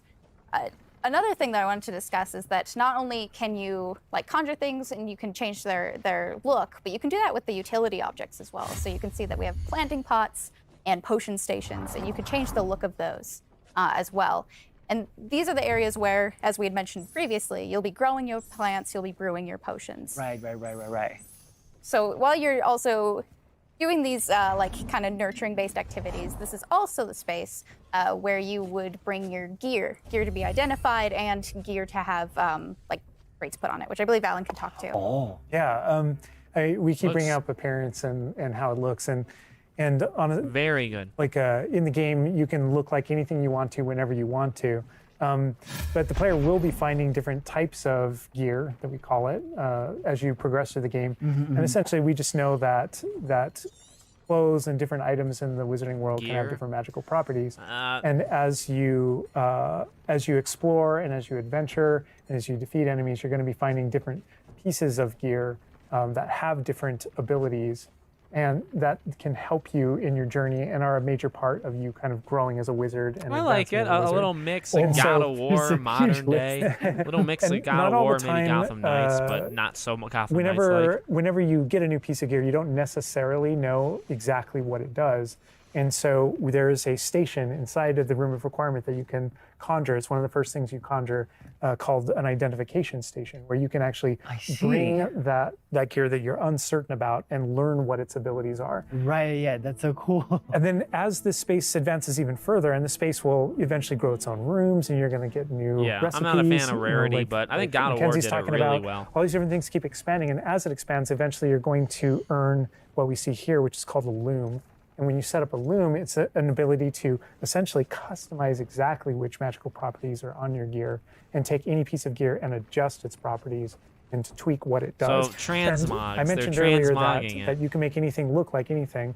The collection of appearances, we call it, or cosmetics, we've been referring to it in Right. this stream. Those types of things you can use, and you can apply a look to any other look. Yeah. So It's if just you a get a piece of gear, transmog you is put it what on, they're you talking look about like without that, but you saying can it for change some it to reason. look like whatever you want. That's so cool. Ben, say it. Like you can just put some ability to this sweater, but then you can just swap Ben, Yeah. that please. ability. Yep, and appearances you can edit whenever you want in the gear screen. The loom is specifically about applying traits and applying larger upgrades that just kind of grant you greater statistical advantage or give you really specific abilities that blend in nicely with where you're trying to go with your combat fantasy or talents and things like that. Interesting. I'm just seeing that they're just like pumpkin fur, mooncalf fur. Where does that come from? Yeah, I'd bring and up so you'll Gotham notice Knights. that the ingredients that are used to add traits and to upgrade your gear are based around beasts. So this is where we get into the beast care section, which is inside this vivarium. Kind of bigger space on the inside idea. And so you can see here we have a couple of beasts out. We have a graphorn and a mooncalf and a niffler and a Kneasel as well. So Oh my quite a God. variety. Oh my god, he's just like a big puppy. They're so cute. cuddling. Oh my god, they're together. Oh, that's so cute. They're adorable. And so part of beast care is petting them as well, but feeding them too. And so once you do those things, that's when they feel safe enough that they'll give you their magical ingredients. So mooncalf fur, niffler fur, etc. That can then be used in your gear. That is like so like intuitive because like you know that makes sense because when you touch the animals you get some fur leftovers. That's so. Oh my god. Yeah, and we really want to hammer home the fact that this is like a home that you're making for them. So in the overland, you can find these beast dens and rescue these beasts. Part of doing so is brushing them and feeding them food as well, and to build that relationship with your beasts. In addition to be able to care for beasts, you can actually conjure things in this space as well. The house, the cottage. Yeah, right. And so we have like a lot of little ornaments in this area, and a lot of them are purely cosmetic, but they look really cool. Again, it's the personalization of this space. Oh my goodness. No, this is like I'm gonna spend 8 hours just designing this whole area to personalize. This is like cool. It's like you have this little play area, like a personalized fish tank, so to say, just for the creatures. I love it. Walk Yeah, no, over that totally. water. And there's like a decoration aspect, but there's Do it, also, cowards. we were saying inside as well, is there's a utility aspect to it too. So as you progress in the game and you're able to purchase more conjurations, you're able to speed up your process. So one of them, Yeah, for it's example, deep. is the food processor. It's, like, very which, deep. allows for the beast in the space to automatically get feed, so you don't have to do it manually. And so you're really building the progression for yourself here. In addition, there's also a toy box where where you can play with your beasts. And you'll see here, yeah. So you can, there's a bunch of toys in it, and each beast has their own favorite toy. So as you can imagine, the mooncalf It's really too likes much the moon ball, or the Kneasel as like a There's little not cat enough really likes to story chase the and yarn ball as well. Right. Characters and stuff. And they're super wow. cute. Oh my god. Watching them, it's so cute. And the big thing we really wanted to hammer home mean, it is sweet, is though. that the world is a dangerous place. And so by going and rescuing these beasts and bringing them back here and caring for them, you're really helping them out. There's poachers in the overland who hunt these beasts for their material. So instead, you're caring for them. You're giving them a home. Right. Oh my God, this Raphorn is just gigantic. But he looks like my dog. He looks like my dog right now, for sure. You could actually name them as well. So like your dog. So getting back into that personalization, you know, yeah, we didn't want you to just like throw in, oh, here's a Graphorn in here. Like See, this can it's be PlayStation, named all right. whatever Andrew's about to name them. Bruce. The good name. You know, we've created this really nice space, and you can get additional vivariums, correct, to different kind of aesthetics and looks to where you're keeping Yeah. your beasts and caring for them. Progression is a big part of this space as well. So as you progress through the story, you will unlock more vivariums. So as you can see, this one's quite meadow themed, big, open, bright. But there's other ones, say like a swamp that you might encounter. And it's really a visual effect and more space for your beast. Oh, so it's like those, so when we're inside the room requirement, there's like on the left, there's that moon glow from one entrance and then some shrubbery going on in the right. Is that what you're talking about? Yep, that's exactly it. Ah, oh, you put trees in here too. Oh my goodness. And another thing with the beast care that I think is great, you know, tying back to this same kind of thing that you did with like the broom, where the broom is not just a method of travel, it's actually built in and integrated into the world. In the same way, like beast care isn't just this added element. You're not just throwing it on top. There's really this like narrative and integration to Yeah, everything Everything. connects. So as you progress through the missions, you'll expand the space. Good. As you earn That's resources, good. you'll go into Hogsmeade and use them to unlock the gameplay here and unlock new conjurations and different things to play around with in the open world. It's in those different environments, like the different combat and conflicts and bandit camps and different things like that exist in the Overland. Those things are what hold recipes that exist in the loom. So all these things have a way of connecting. That's beautiful Moonstone that you and find out big. in the world is the Really resource big. that we use to conjure everything that's found throughout the world. Forgeables are used for recipes. So really everything's like a cycle and keeps you coming back. But even with the story that's being told too, I think people know who Poppy is and that she has a particular affinity for beasts. Yeah, I mean, I think everything we're seeing here, you know, you're going to be venturing out into the world, and this is just kind of the tip of the iceberg, even of kind of like your interactions with beasts in that narrative. So, you know, you bringing up Poppy, there are more kind of mysteries to discover and things to discover out in the world that have to do with her and that have to do with caring for beasts. And so different characters have their own stuff that just kind of make this all just kind of like the beginning of your journey. Well, we could spend hours in here, but we're gonna have to end the stream now. What do you think about what you've seen today? I mean, I'm just so blown away by how beautiful it looks. The open world seems so detailed and there's so many things to do, and like the combat, we're gonna spend like 2 weeks or more just breaking it down by pieces. There's just so much to The this combat was the best world. part. Like I'm By a so lot. happy you guys did this overall gameplay. And that's just the tip of the iceberg. We've got more for you to discover and find on your own. Thank you so much for being here. Thank you for watching. Hogwarts Legacy is available for pre-order now. It releases February 10th with 72-hour early access for owners of the Collector's, Deluxe, and Digital Deluxe Edition. We're gonna wrap things up, Oh, but that was bad first to we've say. got a little surprise for you. Bye.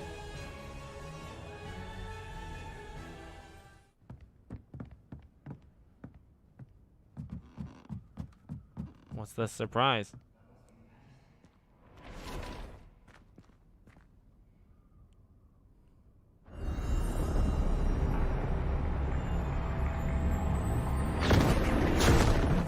Oh, Jesus.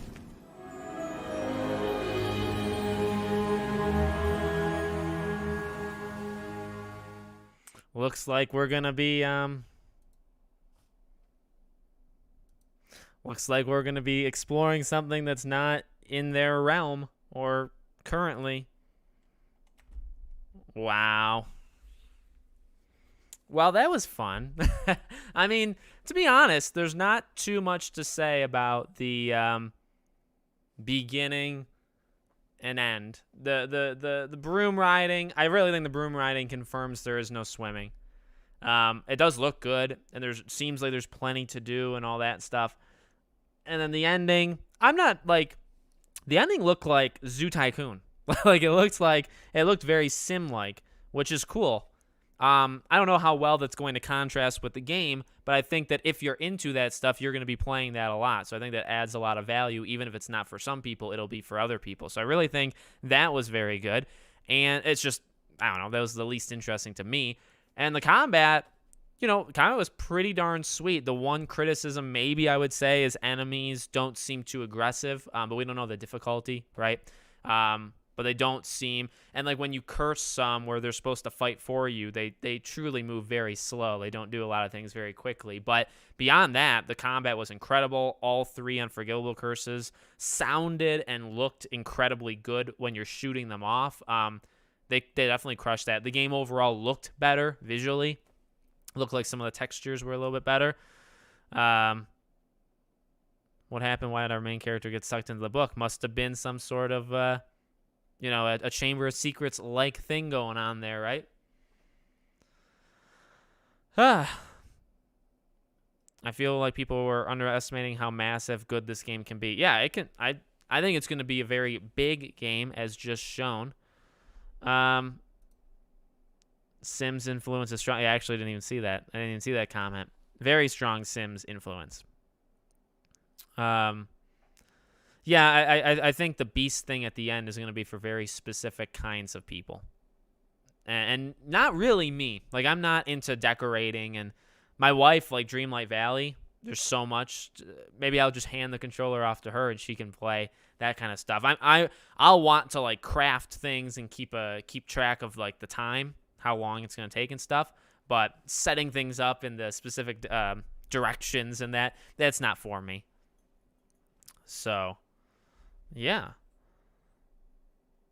I know that they technically could still show swimming, but you had multiple chances to go through water in this, and they didn't do it. So, Riley, thank you. Quest NPC on the Black Lake dock. Yeah, I did see that. Definitely a quest. Now, will you go into the lake, though, is the question, right? Was at the headmaster's office. Ooh, I didn't even notice. I didn't even look at the... let's see. I didn't even look at the location. Let me, Oh, you know what? I think it is. You're right. Here, do you want to look at it real fast one more time? It does. It looks like that right there. That looks like the... It's one more time. Right there. Yeah, that's definitely it. Right? It looks to be. There's the desk. Chair. You go up the stairs. The spiral thing. It looks like it to me. And I think it's a different... Yeah, I think it's like a different realm or... Like it's a... Clearly, it's a Chamber of Secrets inspired thing, right? They're being sucked into... Now, you can see like, look, you see like... Well, that first part I thought was like darkness. You can see something on the book there. Let's see if we can spot it. One quick shot of it. Bam, right there. See it? Right here. There's something right there, an icon. And I can't tell. I mean, it's a good picture of it. I just can't see what it is, and then you get sucked in. So, yeah, it's going to be different time period, different location, things like that. Which I think is pretty cool. Pretty cool. What else? Yeah, that's not Tom Riddle. Most games take the approach of little for a lot of people. Yes, I think that's what they're doing here. All right. Love for Quidditch. Well, you're only going to be able to watch Quidditch like kind of take place above, not necessarily. God of War TV series announced. It was already announced. Did they announce the cast? We already knew it was happening. Let's see.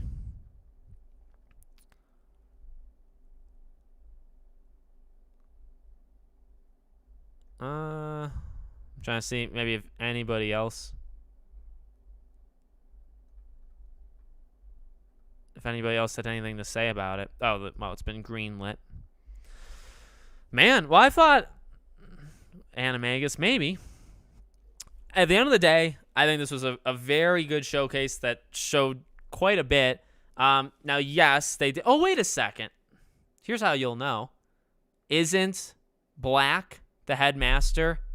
And is he Slytherin? Because you see Slytherin decorations all over the headmaster's office, right?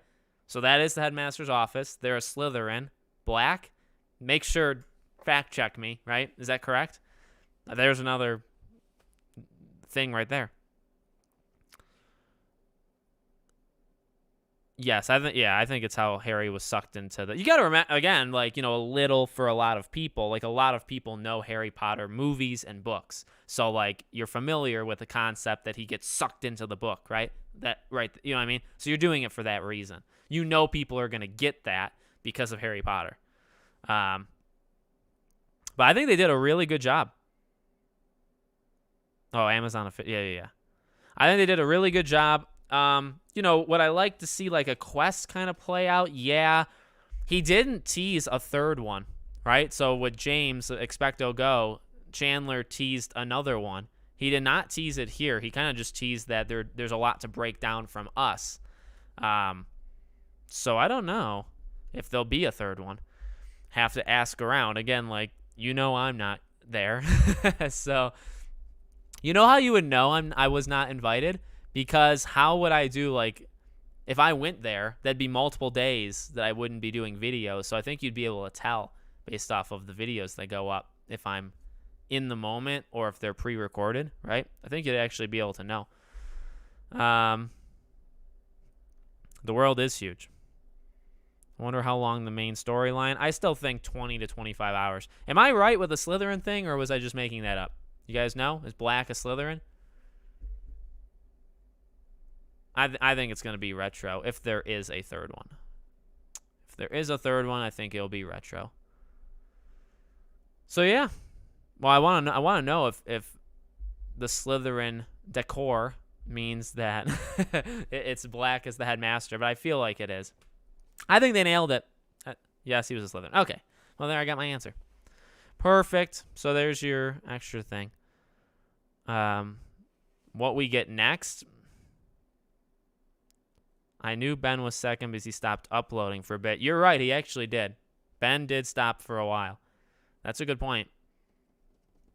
So that's how you'll know, actually. Keep track on how often.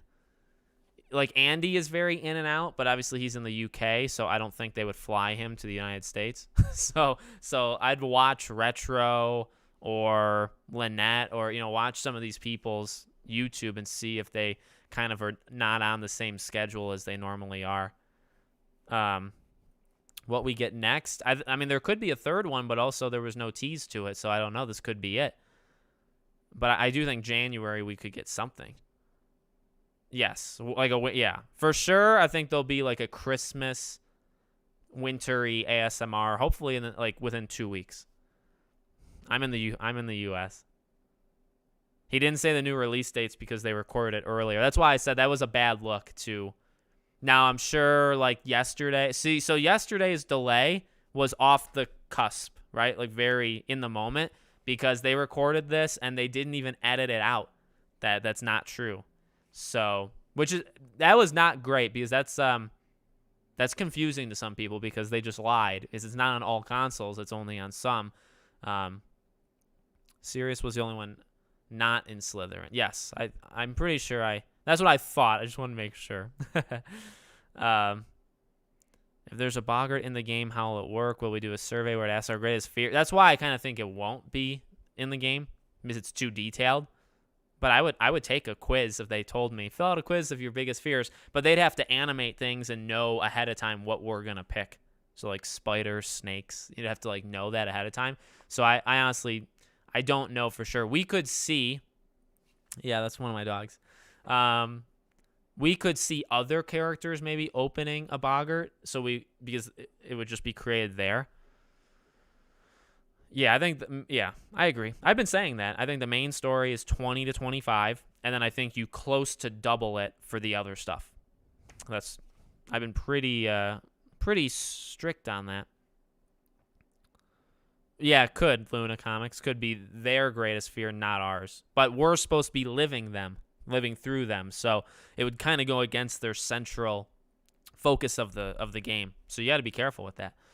No, I don't think there's going to be Ministry. Maybe at the very end there could be a Ministry of Magic.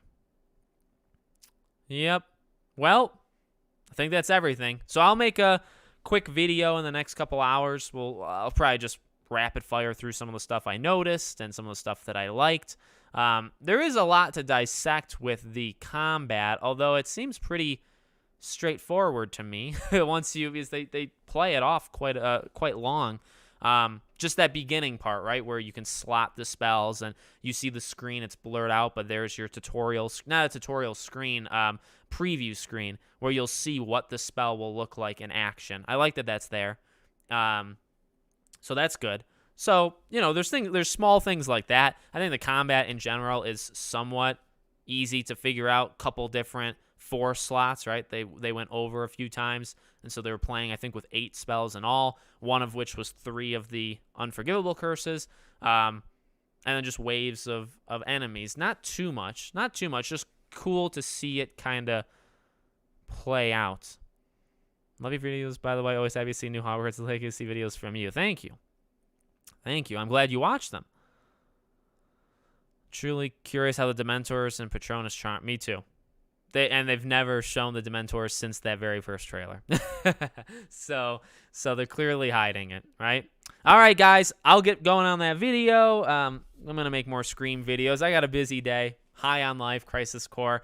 Thank you for being here. Truly. Really appreciate it. Make sure you're subscribed. Oh, can you guys do me a favor real fast? I know a lot of you guys are here for the Hogwarts stuff. If you guys could... my second channel is very close to 6,000 subscribers, and I really like that second channel quite a bit, sometimes more than this channel. It's called Podcast Now Plus. I do daily news videos on games, and sometimes I do, like, summary videos. Podcast Now Plus, we're like 250 away from 6,000. If you guys could help us get there, just subscribe. I ideally would want you to watch that channel, but you may like it because it's just other games. So if you guys could do that for me, that'd be awesome. And remember, final big thing, Friday is our big live stream. 10 creators, me, 9 others, talking Hogwarts Legacy, Ben included, so we will pick his brain a little bit. It's not going to be centered on Ben, but we will talk to him about the showcase and go from there, okay? So that's Friday. The live stream's already up. You can go set a reminder to it right now. It's already there. And, yeah. So, Hogwarts videos, Scream videos, other things, and then the Friday live stream. And I'll probably do another Hogwarts stream in the next couple weeks, like during the holidays. All right?